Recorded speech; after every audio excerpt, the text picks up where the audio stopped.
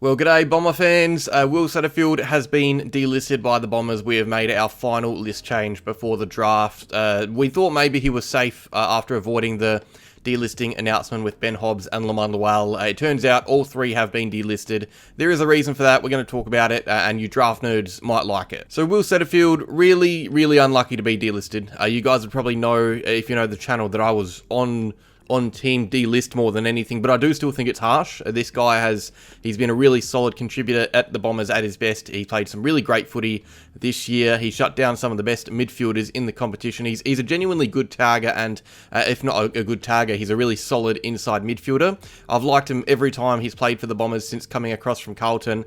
He's been a very handy player, but unfortunately the guy just can't stay on the park. His body has let him down, and the recent Liz Frank injury has put his preseason in doubt. He's likely going to be up against it to return well for the early rounds of the season for 2026, a season after struggling to stay on the park. And as good as he's been at his best, he's only managed 27 games since coming across from Carlton, plenty in the VFL as well, but that also shows that his place in the team isn't cemented. He spent more time either injured or in the resis than playing AFL footy. Many say Nick Cox isn't durable enough, but he's actually played more AFL games in the last two seasons than Setterfield. Setterfield has played 17, Cox has played 20, and Nick Cox didn't play a single game of AFL footy this year.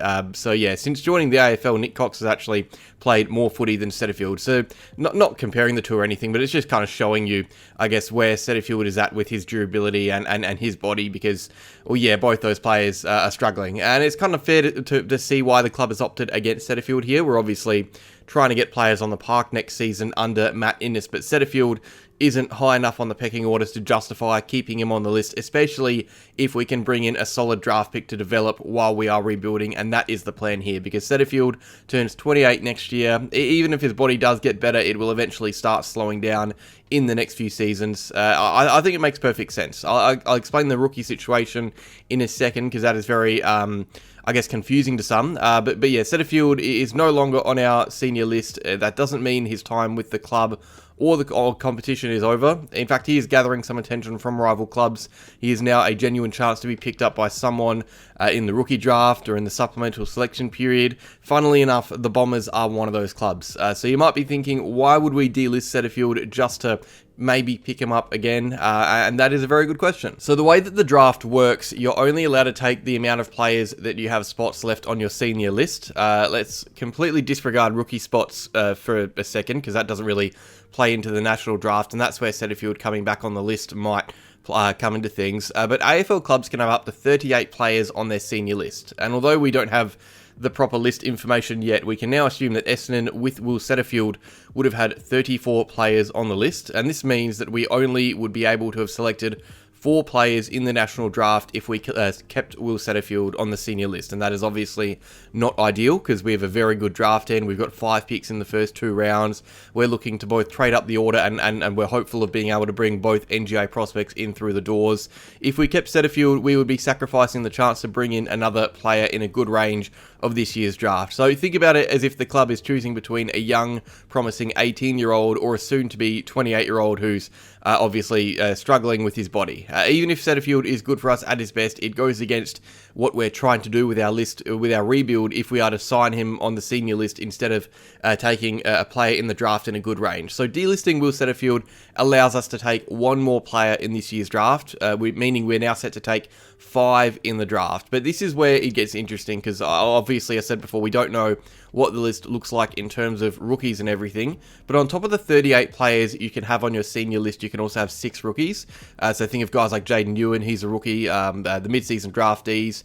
At the end of the season, we had 11 rookies. Not the 6 that you're supposed to have, 11, because we added a bunch during the season with the mid-season draft. We had the supplemental selection period as well. We had too many rookies on the list, so a bunch of them would have been signed to the senior list. We don't know who those guys are yet, I don't think. But what is now interesting is that if Essendon delisted Setterfield to open up a spot on this senior list, meaning we can take 5 in the draft, I think it means we have a rookie spot available as well if we want one. And that is where the SSP period comes into things, or even the rookie draft. Because with Setterfield gone, Essendon have 38 players listed, 6 available spots because you can have 44 on a list for both senior and rookie players, we can assume that 5 are senior listed vacancies and 1 is for the rookie list. So Essendon may look to sign Setterfield onto the rookie list after delisting him from the senior team. Clubs do this a lot. Sydney are doing it with Jake Lloyd and Dane Rampey. Heaps of clubs do it. But Essendon are not committing to redrafting Setterfield as a rookie, which means we are keeping our options open, which I prefer. We're potentially seeing what's available in the rookie draft. Maybe a player we like from the national draft slides to the rookie draft. Maybe Hussein slides to the rookie draft and we take a different 5th player in the national draft. Maybe we keep a spot open for the supplemental selection period to try and train on, Will Setterfield and a few other players. So yeah, I'm not 100% sure what the Bombers are doing, but I think the Bombers aren't 100% sure what they're doing, which I prefer. I think it's good to keep your options open. I think we can now add 5 players to the senior list. That would be through the national draft, and we can also add 1 more to the rookie, which gives us a bit more flexibility. Now, just on Setterfield a bit, so obviously the club haven't ruled out adding him to the rookie list either, through the rookie draft or the supplemental selection period, but other clubs are interested in him too, and that's why it's important, because other clubs can now take him, before us if they want. He's a delisted free agent. Clubs can take him when the delisted free agency period opens next week. West Coast, if they want, in the rookie draft, can add him to their list before us. Or let's say no one elects to take him in the rookie draft, he can elect to train somewhere else during the supplemental selection period. For example, again, West Coast, they've been granted extra rookie spots for the season with their assistance package. Setterfield may see an opportunity to get on a list easier there, if the Eagles are keen, that is. But the good news for Setterfield is that he has suitors. John Ralph calls it strong interest. We never really 100% trusted John Ralph after he burnt us with the Sam Draper news in February. But yeah, there's every chance Will Setterfield is on an AFL list next year, whether it is Essendon's or someone else's. Another one is Ben Hobbs, actually. He's apparently received a bit of interest from the Gold Coast Suns. He's also been delisted by Essendon. He can nominate for the draft if he wants, but it would be far more likely for him to be taken in the rookie draft by the Suns if they're keen, or more likely train on with the Suns as an SSP prospect. So that's another player that we've delisted, getting attention somewhere else, and that's someone that we're not likely to, or we're not even in talks to pick up again potentially as a rookie spot. So Will Setterfield is the one that we're considering taking as a rookie. We're not even thinking about it with Ben Hobbs. But both those players, former first round draft picks, they've got interest elsewhere and are now solid chances to continue their AFL career. This also comes after Essendon delisted Jaden Laverty for him to then join the GWS Giants. So as it stands right now, we've got 1 delisted player at another club, a further 2 in line or chances to join other clubs, and then you've got guys like Dylan Shield and Todd Goldstein who are interested in continuing their playing careers, although they're not getting as much attention right now. Another bit of news that we haven't really discussed is Tex Wanganeen. So he was delisted by the Bombers last year.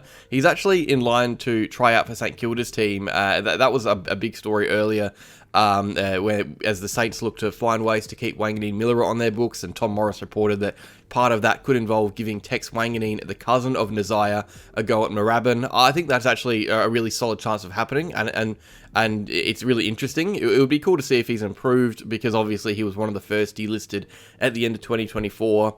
As for players the Bombers are keen on, so far the only one that really we have concrete news on is Ted Closey from Geelong. He's been recently delisted, but did have other clubs monitoring him as well. So yeah, Will Setterfield has been delisted by the Bombers. It isn't a confirmed breakup just yet. There's still a chance that he ends up on our rookie list, but I think in case that doesn't happen, we should give the guy a big thank you. His body did let him down quite a bit, but at his best, he was a more than serviceable player. He was a really good player. He kept some of the best midfielders quiet. He was a tackling machine. He was a hard worker in the coalface, and given the fact we gave up next to nothing for him from memory, you got to say that was a trade that was worth it despite him losing his spot on the team. So yeah, hopefully he finds a new club or finds himself back on our rookie list. I wouldn't be opposed to that, by the way. I think he's good depth and a good senior body to have in the guts, but obviously as we look to attack the draft again, it just made more sense to prioritise the future. But that is all. Thank you guys. Thank you again, Mr. Will Setterfield. Let me know down below what you guys think. I know